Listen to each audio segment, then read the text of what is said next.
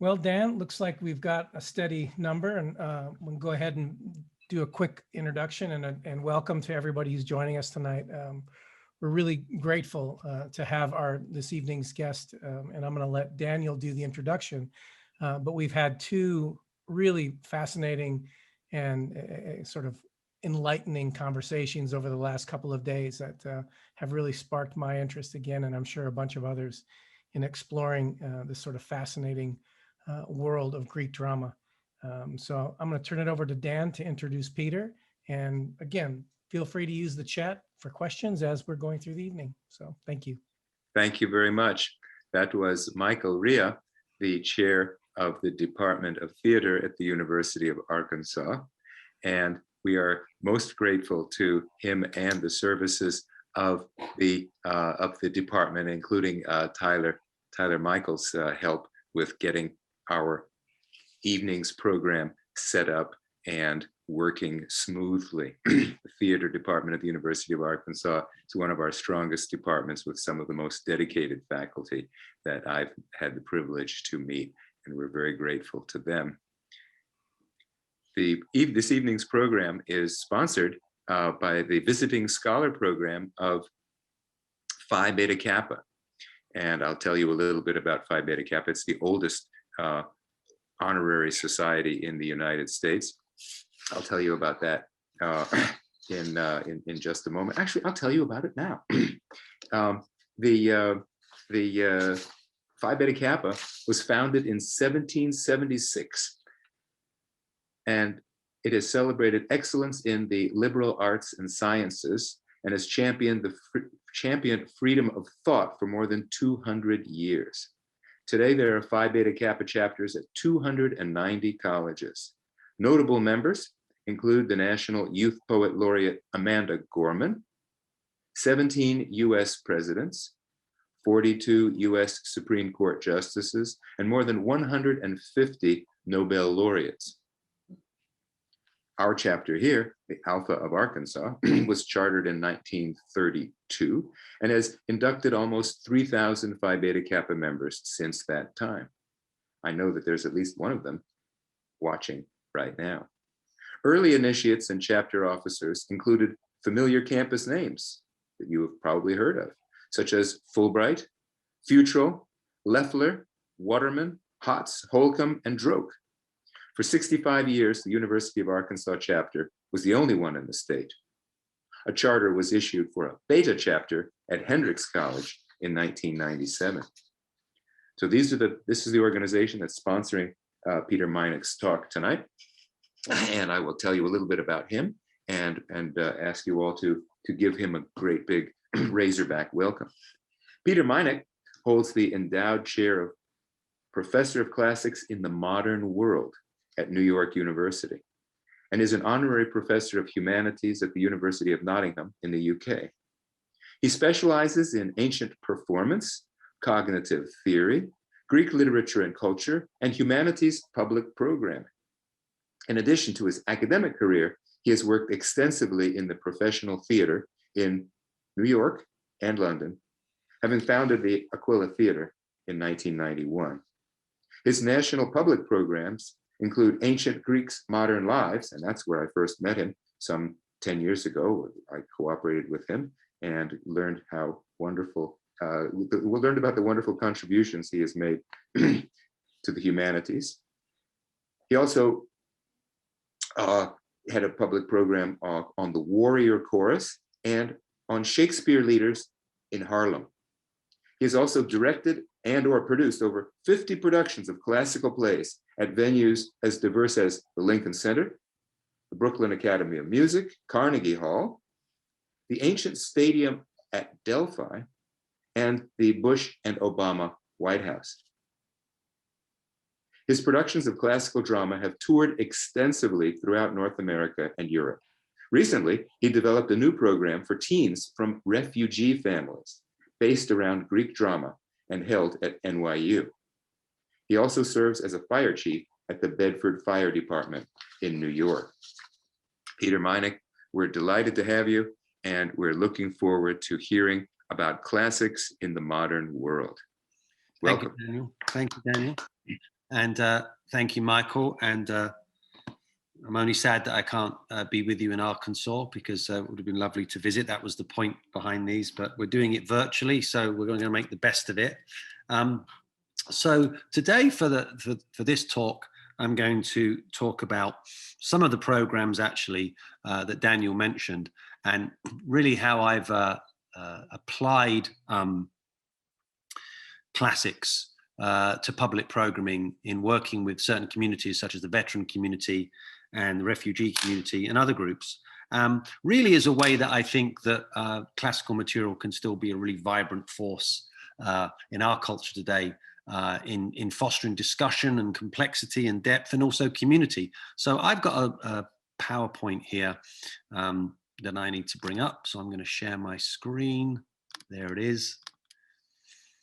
And let me get this thing going. So obviously I'm a scholar of the ancient theatre, and I'm also had a career in the theatre as well myself. So I'm fascinated with what the ancient theatre did and what it still can do today. And a lot of the talks I've been doing here, a couple of visits that I've done, we've been talking about different facets of the ancient stage. And here is the stage that originally housed the plays of Aeschylus, Sophocles, Euripides, and Aristophanes on the southeast slope of the Acropolis. And that's my site. And this is what you'll see today if you visit the site. And there is the new Acropolis Museum built by the Athenians. And I say this every time I mention this museum. There's a lovely gallery up here now where the British Museum should be sending the Parthenon frieze. It needs to come home and reside up here. But it's a wonderful museum if you get a chance to visit it. I talked earlier about a relationship a deep relationship between democracy and the theatre and the military, and how the scholar and psychiatrist Jonathan Shea, who had worked with Vietnam veterans and had noticed similarities between their stories and the stories that were contained in Homer, in two books, Achilles in Vietnam and Odysseus in America. And he had coined the term that Greek theatre was created, written by combat veterans, performed by combat veterans for an audience of combat veterans, because everybody was a combat veteran in 5th century Athens, unfortunately. And so this is also linked, as I talked about earlier, and I'll briefly describe again, to the construction of the democracy, the demos. Here are the famous reforms of Cleisthenes that really put into practice the particular democracy, the demokratia that we experience in Athens. And the reason I wanted to point this out is this is the structure of representatives from each tribe going to the Council of 500. It's also the way the military was recruited, but it also shows us that each tribe had to send 50 boys and 50 men to dance at the Dionysia. And so the connections between the theatre, the military, and the democracy were deeply woven. And I think that has value for us today when we're kind of exploring how maybe to apply some of this material in the modern world. And one can also think of Plato, who, when describing his sort of perfect community in the Republic, talked about having guardians, specially trained warriors, there to protect the Republic, and said that the guardians must learn to dance or they'll destroy us. And I think what he knew there is the value of art and performance in any culture, in any society. And this is something that has very much been part of a lot of the work that I've been doing. So we see lots of images in antiquity of soldiers dancing. I come from a culture via some Scottish blood I have of soldiers dancing. When I was in the Marines, I served briefly in Israel, and they love to dance as well.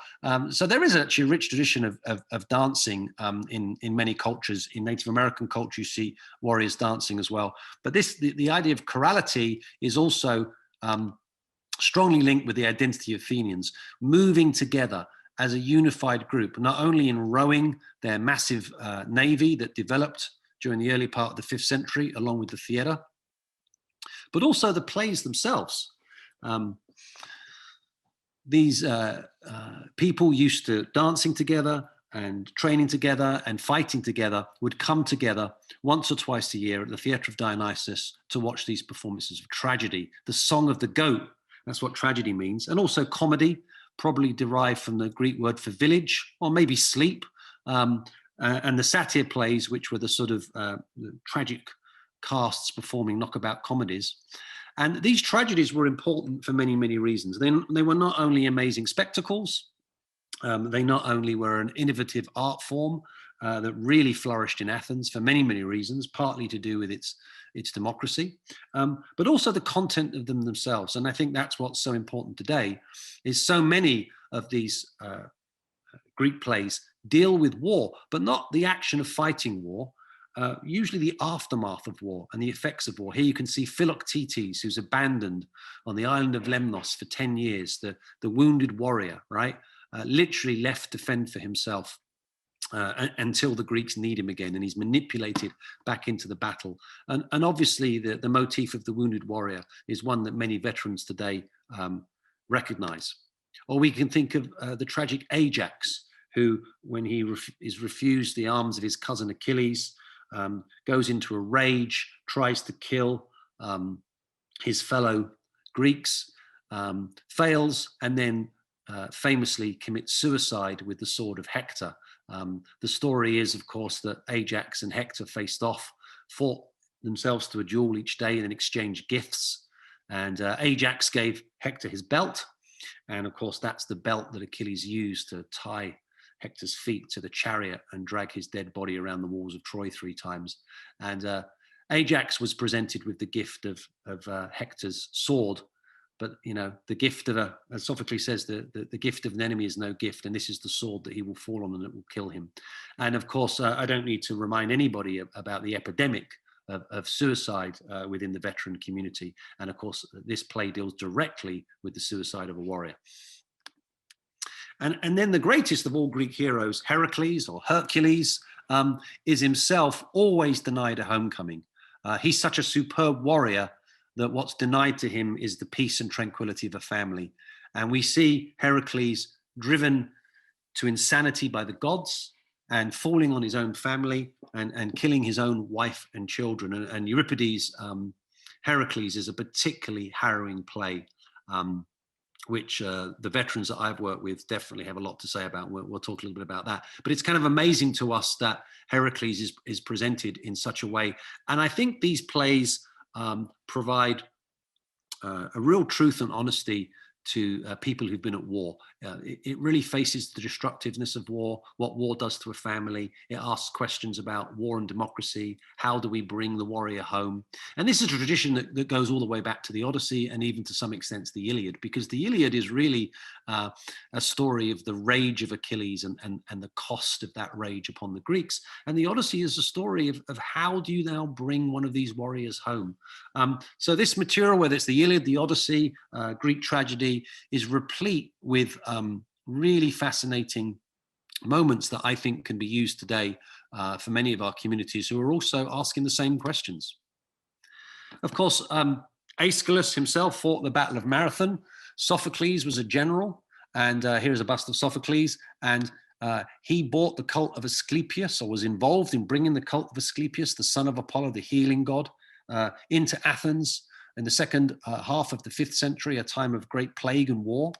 And that sanctuary of Asclepius was actually set up right next to the theatre.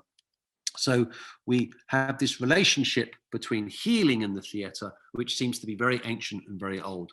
And here's Flaxman's great drawing of Odysseus himself, the warrior, returning from war, in hiding, disguised at the court of the Phaeacians, listening to the blind bard Demodocus. Sort of a meta moment in the Odyssey, a bard telling a story of a bard.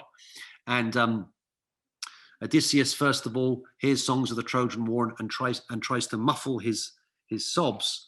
And then the song is broken up. They try and cheer Odysseus up by having some athletic games. Then they come back that evening. Demodocus strikes up again and really sings a song about war.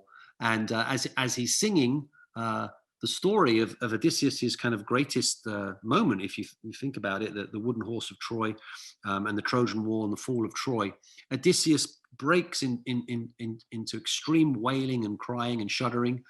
And Homer says he cries like a woman mourning over her husband, or it could be her son or her father, dead from the war, being pushed into slavery at the butt of a Greek spear. And the veterans that I've worked with all hear that and say, that's war. Whoever wrote that knows war. That's the truth. It's not about glory or kleos. It's the effect it has on everybody, on families and on citizens. There's a sophistication in this material, I think, which is the reason why it endures. So a little bit about me. You've heard my bio, so I won't go into this too much. Many, many years ago, I'd set upon having an entire career in the Royal Marines. And I spent some time in the Royal Marines. Here's me at 17 back here. And so my life took a different turn, and I ended up going to university and following a career in the theatre and academia. But that experience of my phoebic training, if you like, my initiation in the Royal Marines really gave me an appreciation for military culture. And here I am in my 50s, and I still miss parts of it, of course. But I am not a combat veteran. I didn't serve in combat, and I still serve today as a firefighter and an EMT and a first responder. And that brings me into contact with another community and another group of people. And recently we've been very united with other frontline workers and nurses and doctors and healthcare workers, particularly in New York, where we've all been on the front line of COVID, as I'm sure many of you have. And I'm now vaccinated, so that's great. So at some point, my wife and kids will be vaccinated too. But some of these experiences that take me out of the classroom and take me out of books help me actually think about how this material can speak to people today. And so my volunteer life is quite rich for that. So one of the first programs, and Daniel had mentioned that he was actually involved in this program, was called Ancient Greeks, Modern Lives. And I want to talk a little bit about these programs because I think it's quite useful to see how they work practically. We had decided as a theatre company to go after money from the National Endowment for the Humanities. A couple of reasons for this. First of all, the National Endowment for the Arts does not give as much money as the National Endowment for the Humanities, right? National Endowment for the Arts is going to give you 10 grand, 20 grand, 30 grand. NEH, if you're lucky, you could get $300,000 or $400,000, right, for a really good program. And we actually had made some connections with a wonderful head of public programming there, who was an old library guy. And this was the mid-90s, no, mid-2000s, what am I talking about? The mid-2000s, early mid-2000s. And Tom, his name was there, was very concerned about the future of the American library. And he said something very profound to me, which is, the American library is the only place left where Americans can have an experience without spending any money, without money changing hands. And I thought about that, and I thought that actually is very beautiful, right? That the library is still a place of free information and free exchange. But the library was under threat because the internet had come along, right? And so borrowing books and going to the library for information, seemed like, well, what's the future of the American public library? So the idea here was, could we create some programs that would help use these places as local areas for public programming, right? Something that would use the books, the community. So now, I had loved my public library growing up as a kid. I was such a geek. I sort of grew up in a rough part of South London. I used to lie to my parents and tell them I was going out with my friends. I'd actually go to the library. So that's how much of a geek I was. But I'm sure every classicist could tell you a story like that. But I loved my public library. And pre-internet, it was the place to go for information. And the American public library is a jewel, right? Because when you start to engage with them, as I'm sure you all know, it's really our town square. It's a place where new Americans go for information, and migrants and immigrants, where unemployed people could be found, where veterans are there, mothers, fathers, children, people from every class and strata. They're at the public library, right? It's a remarkable place. So we put together a program initially called Page and Stage, which went to 16 libraries, and that was a success, and that turned into Ancient Greeks, Modern Lives. And we actually got $1 million to do this program. We've got a chairman's special award. And this was really fantastic. And part of that was because the idea behind this program was to go to 100 public libraries with a series of stage readings based on Greek literature. We hired 50 classics professors, Daniel being among them, which we got together and sort of trained quickly to send them out into their communities. And we also created a bunch of materials, and then each public library had a series of events. It had reading groups, some had film screenings, public talks, and then the company would come and perform some stage readings. And here's the NEH. I love the NEH and the NEA because, as many of you know, the funding streams for nonprofits in the United States are difficult, right? I mean, you have to find 10 people, 10 rich people to make a board, get them to give you money. You know, that's great if you know 10, 20 rich people, but if you're a group of, you know, hip hop social activists in the South Bronx and you're doing, you know, theater against banks, you're probably not getting any money, right? So the system is flawed. But the NEH, right, for all its issues and problems, it's a place where, you know, a project of merit can get funded by panelists and people in your peers.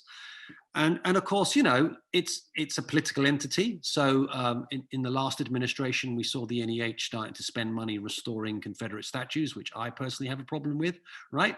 Other people may not. They may think that's a good use of those public funds. But by and large, it's a great organization that I was very, very proud to work with, and I continue to do so.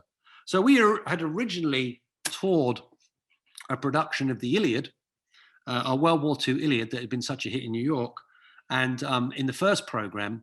But we found doing a show in the library, it was very exciting, but audiences didn't really want to talk about the material or the themes. They wanted to talk about the show, the costumes, the lights, the acting choices, and that's great. But this program was about to get people to relate their own experiences to the material that we were reading for them. So I had to kind of sit in the Brooklyn Public Library, where I wrote the grant, in a library actually, which was very inspiring. And we came up with the idea of readings, right? Where we would get actors who would do stage readings. So they would rehearse a little bit, but they would really read 4 to 5 scenes. And then the scholar, there's me being the scholar, this is at NYU. The scholar, like Daniel did this too, would sort of thread the scenes together. And it was actually remarkable how then following the scenes, you would have a really wonderful discussion with the audience. They would see all kinds of themes and ideas. And we had developed some program themes to help guide the program along. And we took this to libraries, to military bases, college campuses, I mean, all over the place. And all over the country. I think we went to, I want to say 41 states, right? And that was just so wonderful to see this program fanning out.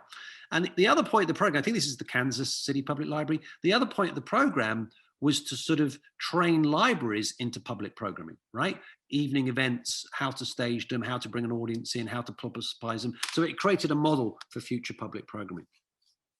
After that, we were asked, everybody went app crazy, right? So we were asked to develop an app, which was a sort of app version of the program called uStories. We worked with an app developer, and actually we became the first app where you could actually upload video stories, and video stories of veterans were collected by the Library of Congress, and they're housed there today.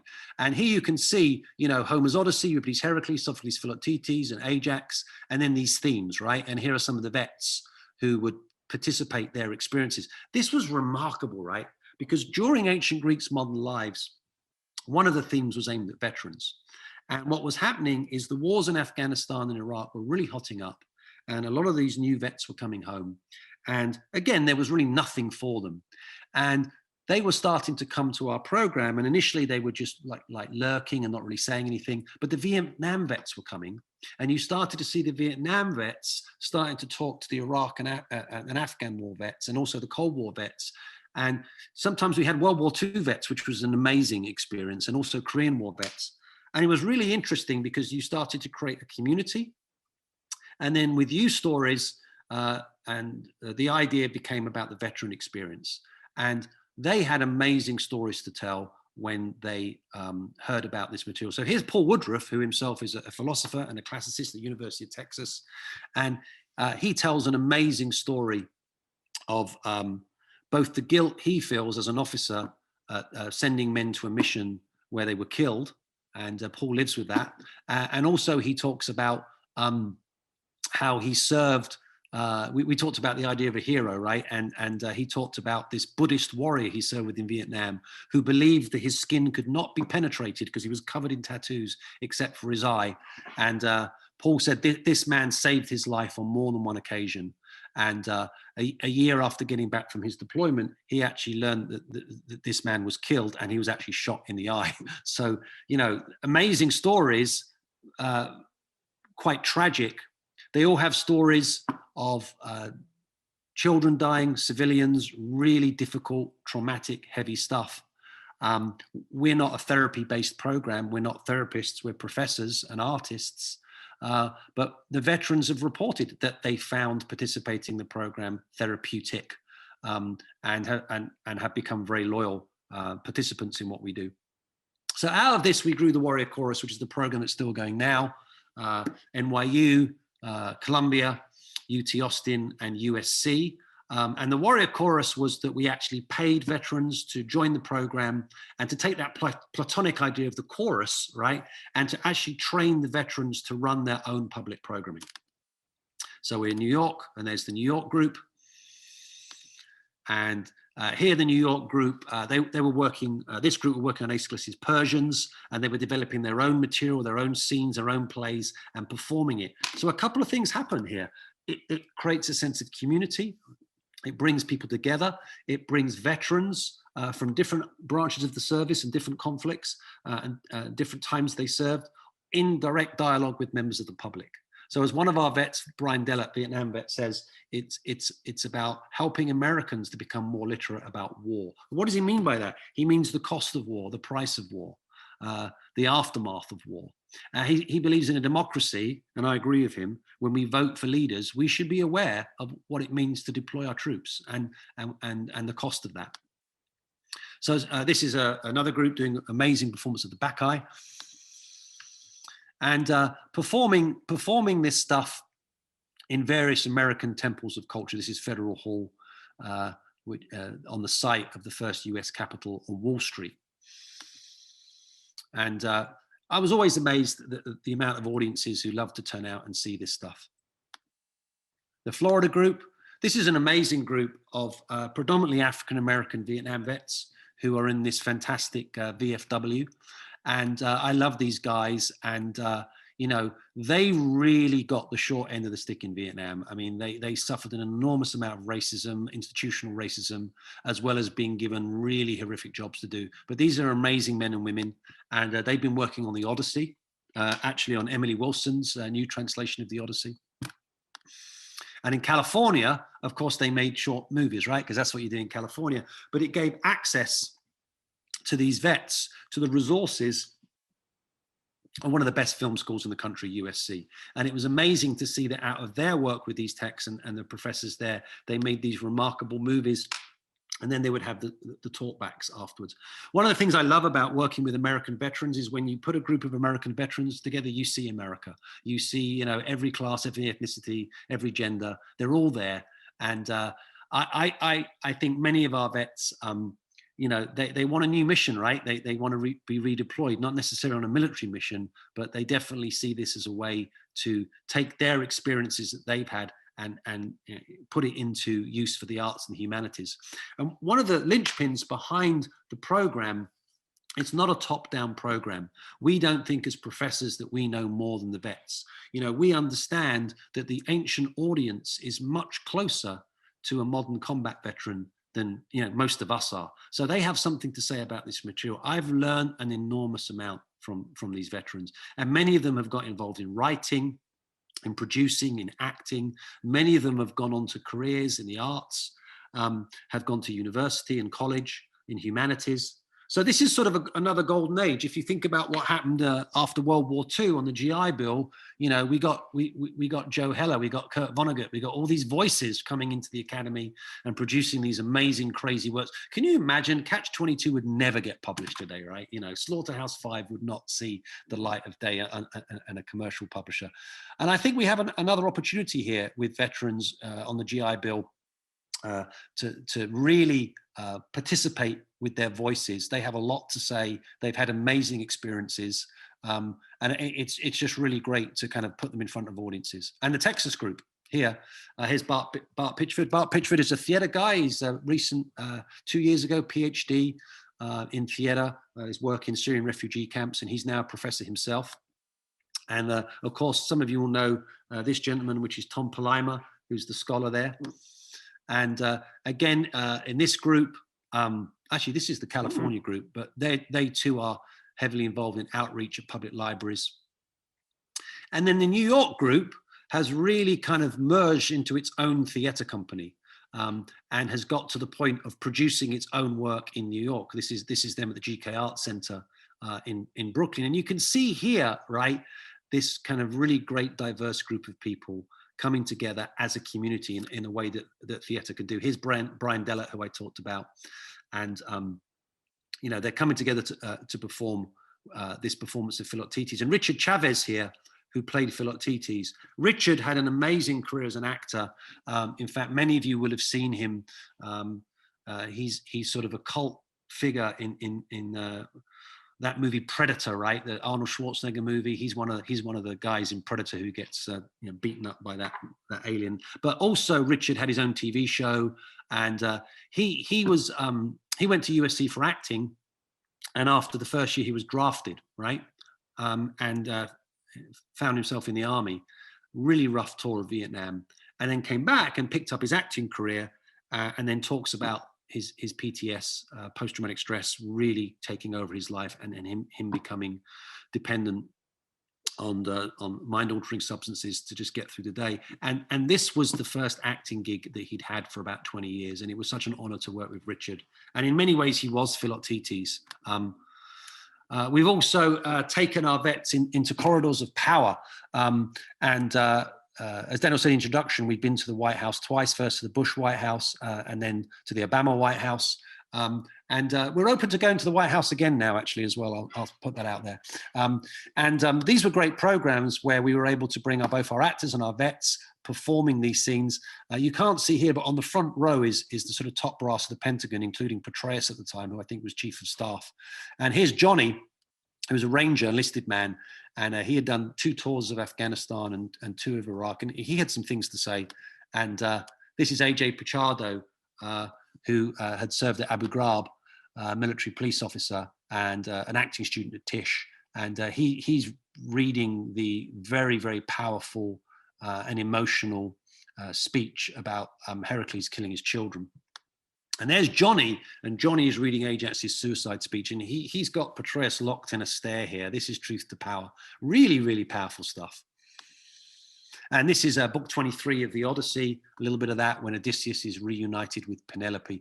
We have to end on a happy note, right, after performing all this tragedy. And what's amazing about these scenes is in having these men and women perform these scenes, it somehow lifts the conversation that follows. People get out of the here and now of perhaps the politics that they're in or the culture wars that they're in, and they start really talking about much deeper themes. So much of this is about the response for the audience. And we'd have very, very rich discussions with the audience. This gentleman here, the Commodore, he's a World War II veteran, and he had amazing things to tell us about his service and about being an African-American soldier in World War II. It was just fascinating, this kind of connection that we made through these ancient texts. We've taken the project back to the cradle, right? Back to Athens, and we performed Heracles at the Kokianis Foundation at the theatre there, which was amazing to perform it in Greece. And here is Brian Dellett, who is playing the role of Heracles, wearing a mask. And this is a funny story. This is my daughter, Sophia, who was playing one of the sons of Heracles. And when she got home after the summer, I think she was in first grade, and her teacher said, well, what did you do this summer, Sophia? She said, I was in a play. And the teacher said, oh, what did you play? She said, I played the son of Heracles, and my daddy slaughtered me. And I got a phone call from the school, of course, about my disturbed daughter. But, she's the daughter of a classics professor. What are you going to do? Brian was remarkable in this, and he's given me permission to tell this story. During the rehearsals, when we were reading the scene where Heracles kills his children, Brian suddenly stood up and said, I can hear the children crying. And we thought, well, this was an acting note. And Brian was like, no, I thought I'd dealt with this. And he told us that he was a helicopter gunner.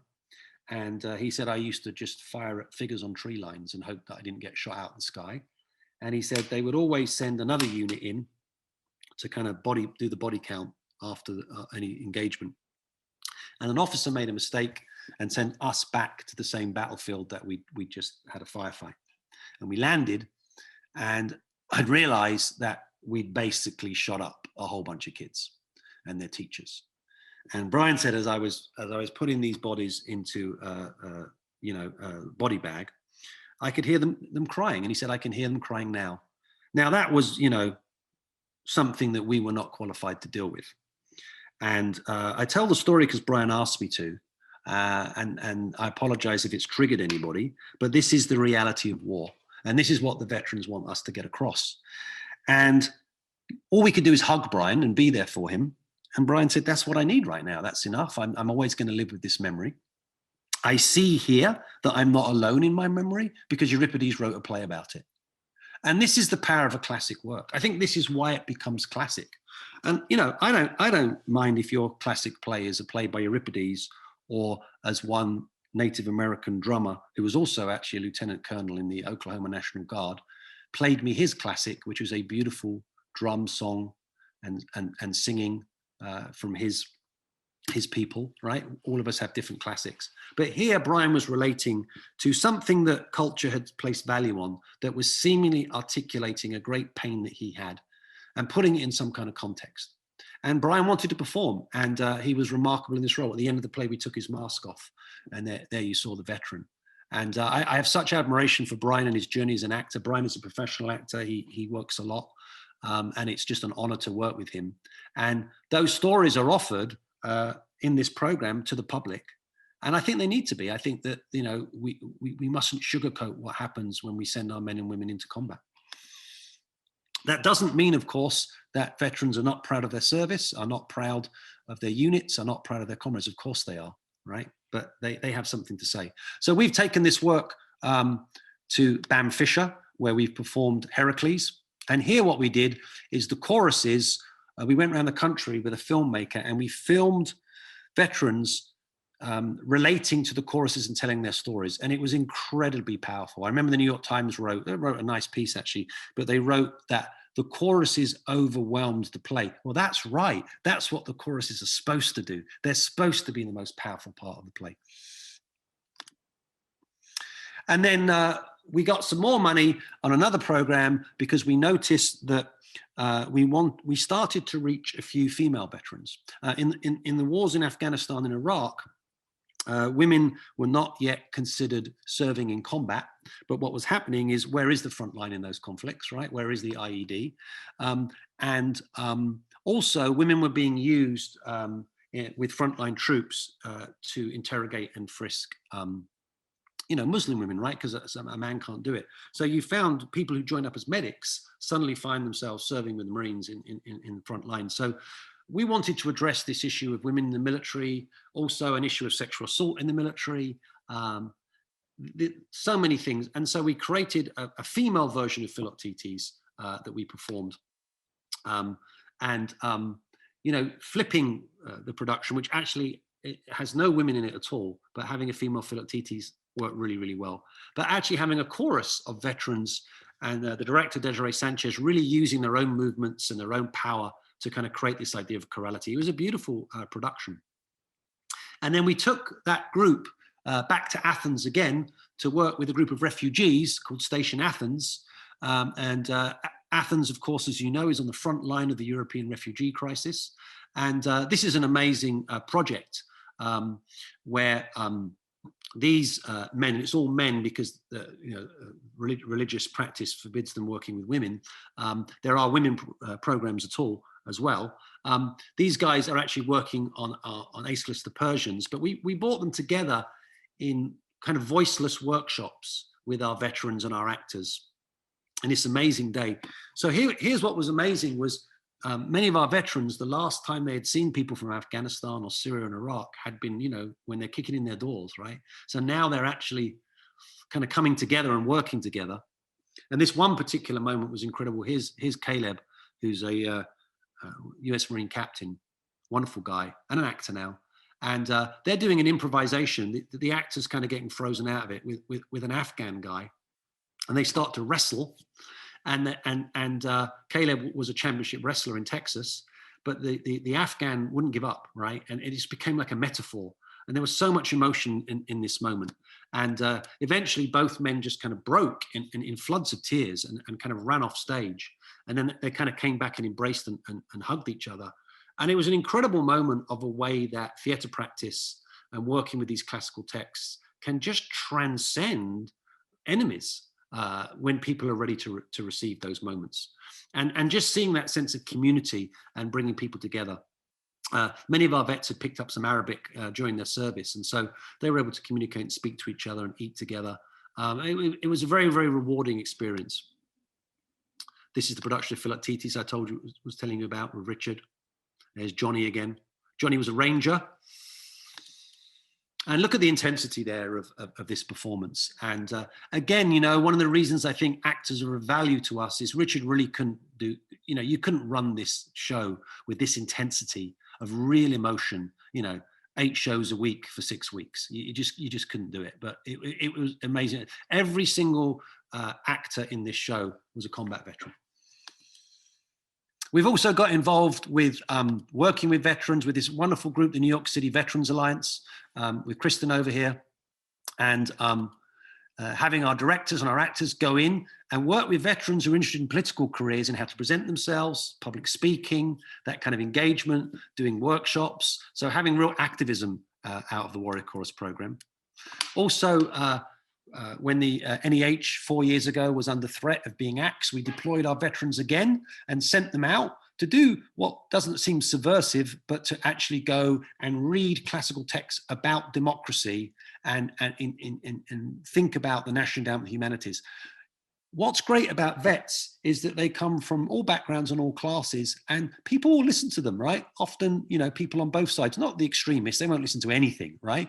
But often people on both sides have time to listen to a vet. And so they're a great way to get out there and spread the word. Again, back to those corridors of power. I think it was a couple of years ago, Lin-Manuel Miranda was being honored at the Capitol. And he asked us to come and represent the NEH. And so here's one of our Navy corpsmen, Neath, who is standing in front of Congress.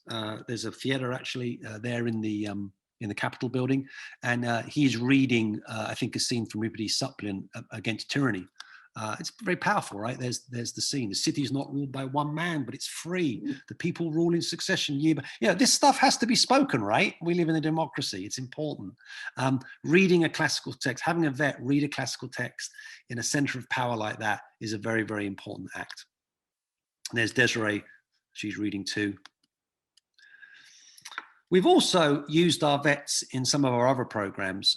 We have an after-school program called Shakespeare Warriors that's set up at Frederick Douglass Academy in Harlem, and we've been in the school for many years. And we've also used Greek drama in that milieu. This is their performance of Oedipus, which the Onassis Foundation funded. Here's the school. This is a remarkable school. I love this school, and I love going up there.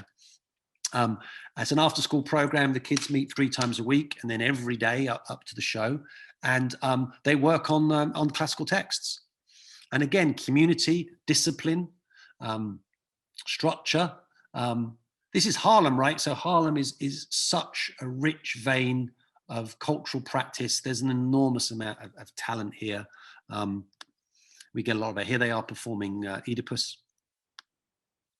Here they are performing the Iliad at the Onassis Center in New York City and at NYU.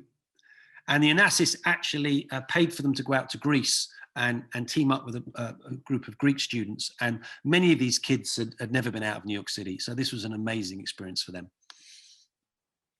And our work with refugees has led to a recent program called Hear Our Call, which is based on a line from Aeschylus' Suppliants. And this is a program where we work with teens from the refugee community. We had felt that a response, I think, to the way that we've really shut our doors to refugees recently, and hopefully that will change. And I think it's easy to shut your doors to people when you don't hear their stories.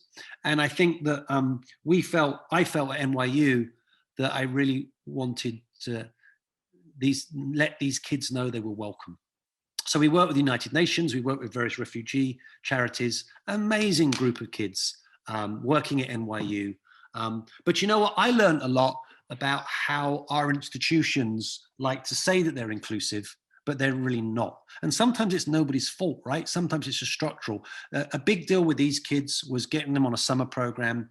We got them on a meal plan at NYU. We bought them Metro cards, right? And we wanted to get them NYU IDs, right? And all kids who do summer programs at NYU get an NYU ID. So we went across, I'd set it all up. We went across the ID center to get them their IDs. And they were met with, horrible indignation and being yelled at and barked at and told to produce their passports. Now, you can imagine what this does to a refugee child, right? And it was a moment of real horror I had. And I had to whisper to the guy, these kids are refugees and nothing. And, I had to then, with my tail between my legs, because I was so wanted them to feel like they belong to our community, say, look, we have to do this another day and retreat. And then I had to basically find someone at a high level, right, to make it all happen. And that was my mistake, right, being lured into, and it's nobody's fault, right? It's the structures of our institutions sometimes. We're not as inclusive as we think we are. And there are communities out there who should be in our space. But once we got the program going, we had half the program in the classics department, where these kids were reading text and putting them into their own words, and half the program at the Tisch School for the Arts. We took them to the Met Museum. It's one of the most fulfilling things I've done. I had a great time. And then these kids performed their own pieces. They made up the chorus of the Suppliant Women. And then one of the members, sort of second week, said, this story of the Suppliant Women is my story. The Suppliant Women is a story of African migrant women from Egypt who, are escaping forced marriages. And they're teenagers, right? And they come to the shores of Argos seeking refuge, right? And one of our participants said, this is me. I'm from Azerbaijan. My father was about to marry me. I was 14, about to marry me to a complete stranger, a man in his 40s. And my mother, who was Russian, said, I'm not having it. And we literally got out of town that night, came through Russia. And they were some of the last people to come in on the American refugee program. And this was her story, right? And she put together the most beautiful song about what she had experienced. This is what I mean, right, about as a classics professor. How am I going to learn that unless I get out there in the community? And I looked at that play Suppliants and I went, wow, I know what this play is about now. So, you have these moments of epiphany when you start working with people who've actually experienced what Aeschylus calls pathemathos, right? Learning through experience.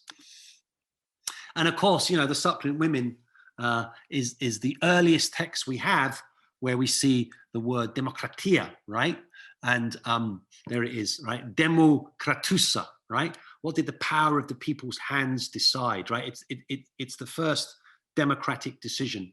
And they're making a decision about African migrant women, right? And that, of course, is still something that we're struggling with today, right? I heard today on the radio that, we're still dealing with our own southern border. We're still dealing with our own relationship to migrants, to immigration. These things are baked into these ancient plays. All right, that is the end of the presentation part.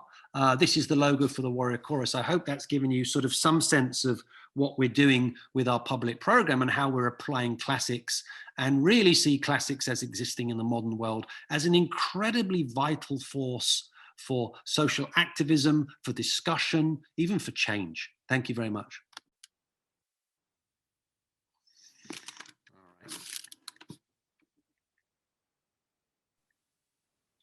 Thank you, Peter. You deserve that glass of water after that wonderful, wonderful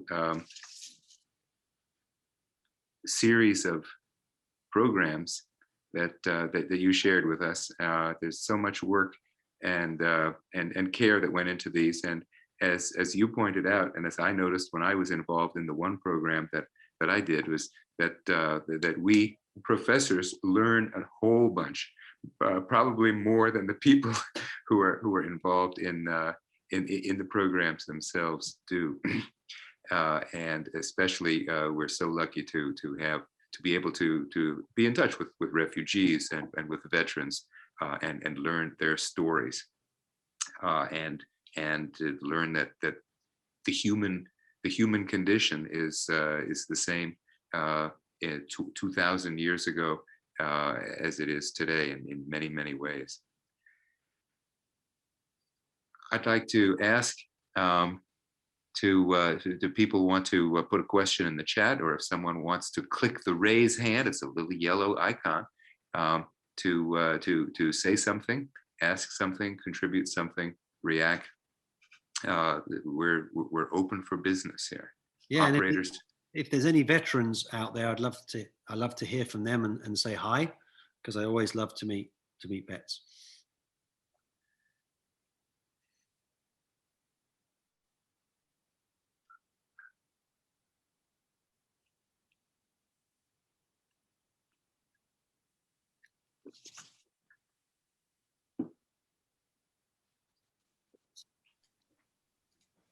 Peter, since there's not a question yet, I'd like to ask you a question that's been a challenge for me as we sort of move through sort of unique times in history. How do we as theater practitioners approach these classic pieces of work in ways that engage young people, that is meaningful, in ways that, you know, our traditions of how we present theater are fairly, you know, they're rooted. I mean, we have systems and we have ways to do this. What would you say to, you know, institutions like the University of Arkansas or any other theater company that is really eager to engage with younger students with these classic pieces in a way that's meaningful to them? Yeah, that's a great question. I think what's great about them is they do two things, right? One, that there is a sort of universal quality to them, and it's almost heresy to say that, right? But there is.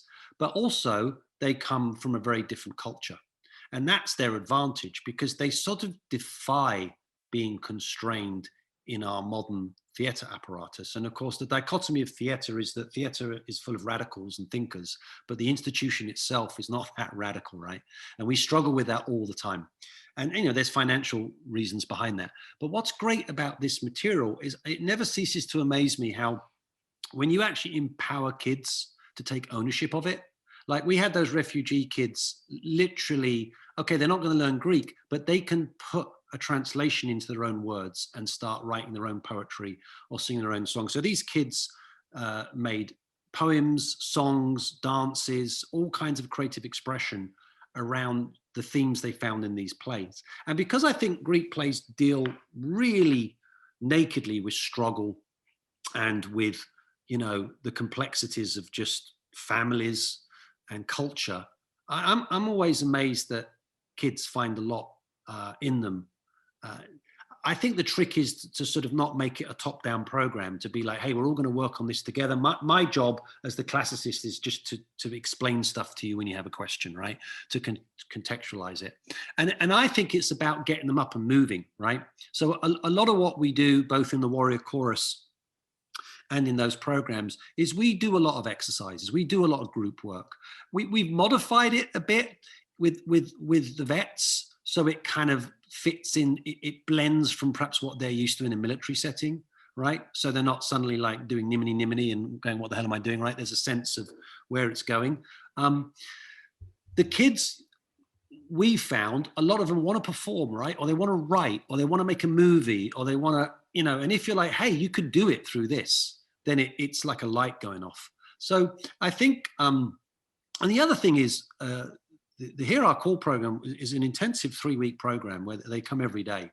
And that too really helps, you know, that kids like love those challenges. And it also creates a community. So I think that's the key. I think you create a community, you empower the kids, you let them feel that they've got agency in this whole process. And also you have fun with it. I mean, you probably know, Michael, it's like, it seems that whenever you work on a tragedy, you have the most fun. Whenever you work on a comedy, it's miserable, right? So I think tragedy kind of, it needs that kind of cathartic release of humor to a certain extent. So, and I also think the challenge of these plays is what to put out there. Yeah, these are hard. These are from this weird culture 2,500 years ago, right? Can we find something here? So for me, they work. And then the other reason that they work, I really don't know, actually. We've been thinking about this, like why do they seem to elevate a public conversation, right? But they do, right? And I'm not sure why. I think maybe it's the generosity. They feel there's a stage reading is a more generous thing than a performance, right? A performance is something you sit back and receive and judge. Whereas a reading, I think, is just naturally more generous and an audience feels more involved in it. So there's a sense of, oh, wow, these people have come to my community and they're reading this stuff and that's remarkable. And then if it's a vet doing the reading, I've started to do these drop-ins now where I visit, usually it's a university that want to reach their vet community, and I go for 2 days and I meet like 8 vets and we have like an evening kind of reading, and I go through the scenes with them, and then we go out for some beers and have dinner. And then the next day we have a rehearsal, and then we do the reading, and then they do it and I kind of host it. And then afterwards they do the Q&A. And it is amazing how quick it all pulls together, and how now you've got vets in that community talking to other people in their community. This material just kind of works. So Yeah. something about it. Thank you. I think what you've been touching on in your answer to Michael's question is something you hit on at the very beginning of your talk tonight, and that is the connection between healing and theater. Asclepius's sanctuary right next to the theater of Dionysus. Do you want to? And Brian Dories does kind of the same thing in his work. Do you want to talk about theater and healing? Yeah, so for sure, catharsis is healing, right? Whether it's a sort of cognitive healing or a bodily healing, you know, we all feel better after a good cry. Sometimes, not all the time, but we get some prolactin, right? And but there is something. I think what's deeper about catharsis in the theatre is it's the shared experience of feeling you're not alone, right? Is you're having an emotional response, and perhaps somebody else is having that emotional response as well. And suddenly you don't feel so weird, you don't feel so alone, you don't feel so isolated.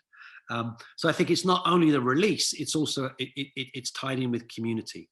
And Plato says this, he says, why do Athenian men who don't even shed a tear at the funeral of their own children, like bawl like babies when they go to the theatre? I mean, he sort of discusses Plato, right? He doesn't quite get it. But I think that's it. I think it's a place where you're allowed to do that. And it's interesting because emotions are something that we're trained very early not to show. And that if we get angry or we get too sad, or it's not, can't have that in the workplace, can't have that at home, can't have, so where do we show our emotions, right? Now we're all locked down, right? Where do we show our emotions? And I think some of the frustrations that we've been seeing culturally in our country in the last couple of years has been exacerbated by, the fact that we're not talking to each other, right? And we're speaking to each other through screens. So I think that idea of embodiment is really important. Now, in terms of how I feel about healing, like I say, I'm very careful. We are not a therapy program, not a therapist. We've had therapists advise us on this, and we have a hotline to those should we need them. Also, many, not everybody, but many veterans have strong feelings about perhaps the therapy they've experienced one way or another, right? So we wanted to be who we are. We're a group of artists and professors doing this program. Come on in. Other programs purport to be offering therapy. Personally, I think, an hour of watching a Greek play is not really therapy, right? But maybe it's somewhat therapeutic, and maybe it can open up some epiphanies. Or you can just maybe meet a Vietnam vet and you're an Afghan vet, or you could make a connection with somebody, or you could feel you having a shared experience. Yes, I think that is therapeutic. But that is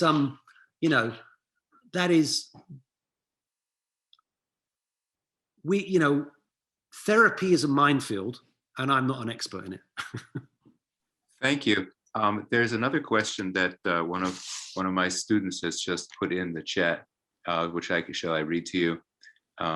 So would you say these stories are kind of like war memorials that we use today for war vets?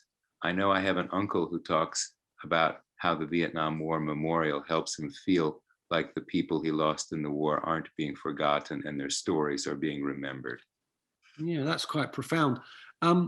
Yeah, I mean, I think that Athens is definitely a traumatized society. It has to be, right? It is, that community never knew wars of the scale of the Persian Wars. Think about it, right? The entire city is evacuated for 2 years, and they are living as refugees, pinning everything on the Battle of Salamis and then the Battle of Plataea, right? It's not like they get to go back to Athens after the Battle of Salamis, right? I mean, it's terrible, right? And not only are they going to lose, if they lose, then, everyone's going to be killed or sold into slavery. I mean, it's awful, right? So this is a traumatized people. How do you gather those people back together again in a sense of community and start to literally rebuild? And I think the theatre kind of does that. Then you realize that the war is still continuing. The Athenians are still fighting. They're still up against it.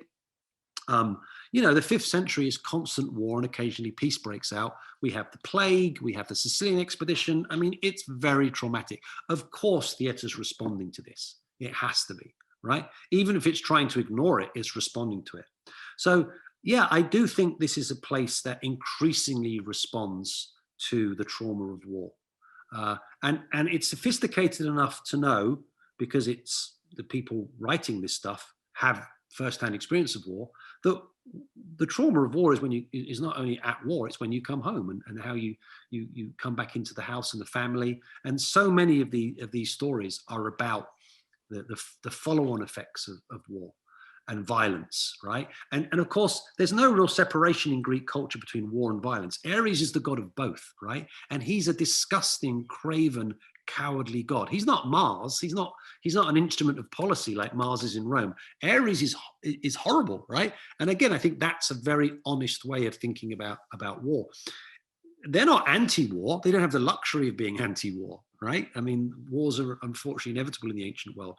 But I definitely think that Aeschylus and Sophocles and Euripides in their own way are trying to speak to it, both on a policy level and also on a human level.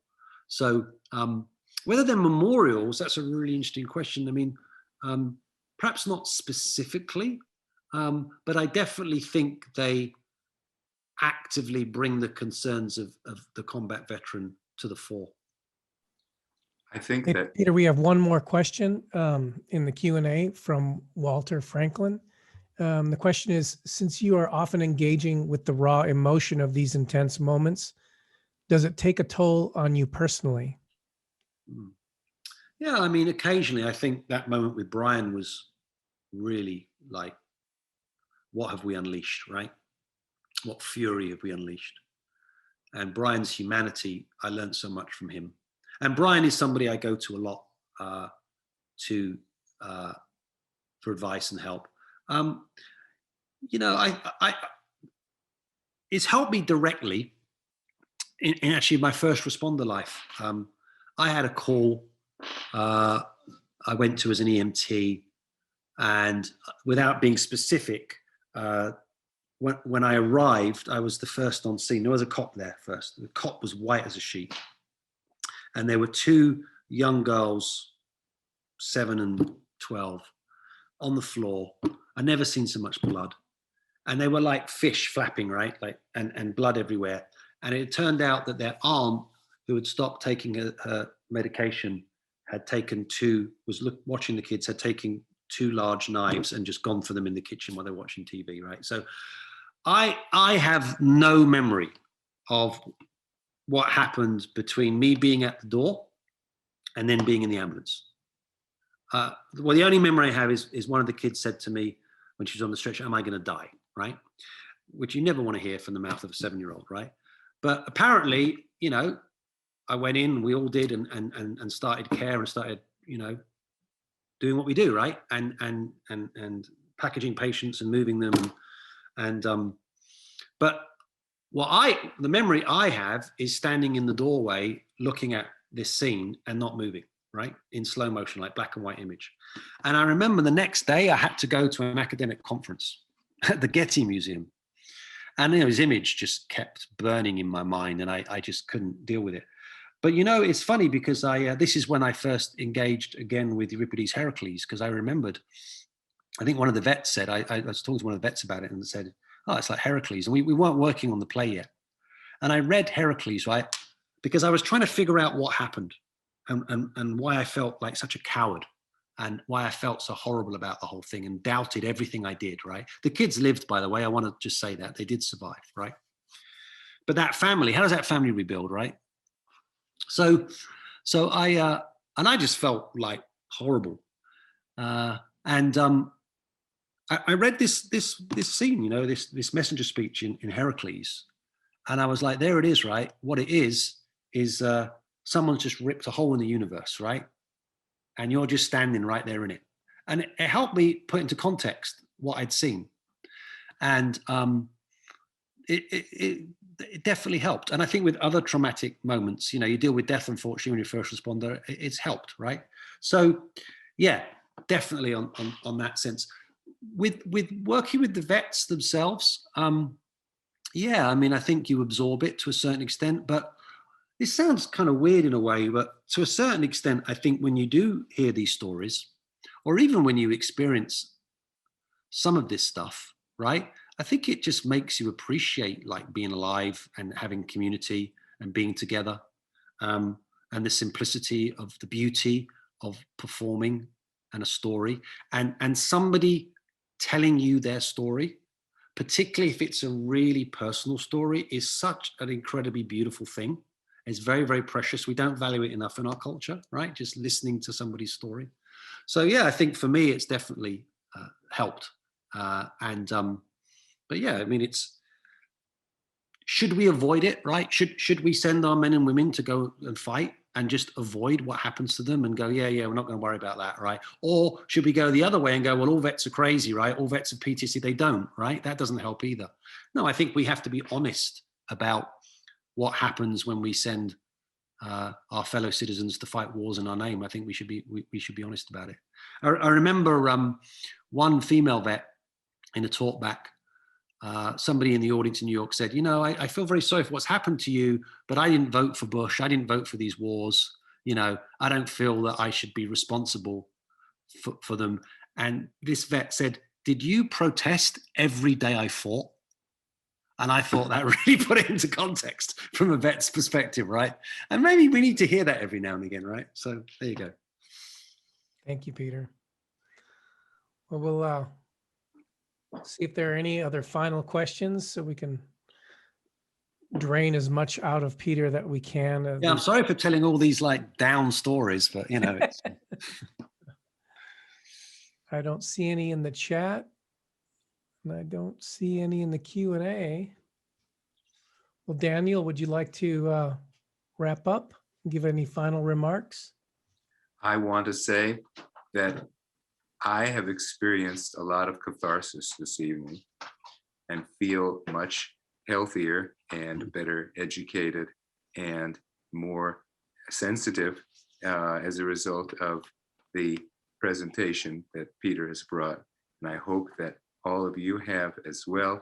I want to thank our students and faculty and friends for joining us, and thank Phi Beta Kappa. And I want to encourage everyone to learn ancient Greek. Yes, absolutely. You might say, yeah, it's the best catharsis. You might say, well, I'm not smart enough to learn ancient Greek. But if you're smart enough to go to college, if you're smart enough to get into the University of Arkansas, a school of very high standards, you are smart enough to learn ancient Greek. It's good for your neural connections as well, right? So, you know, it's good for your brain. Thank you, Peter. Thank you. Good night. Be well. Good night to everybody. Thank you all. Thank you so much.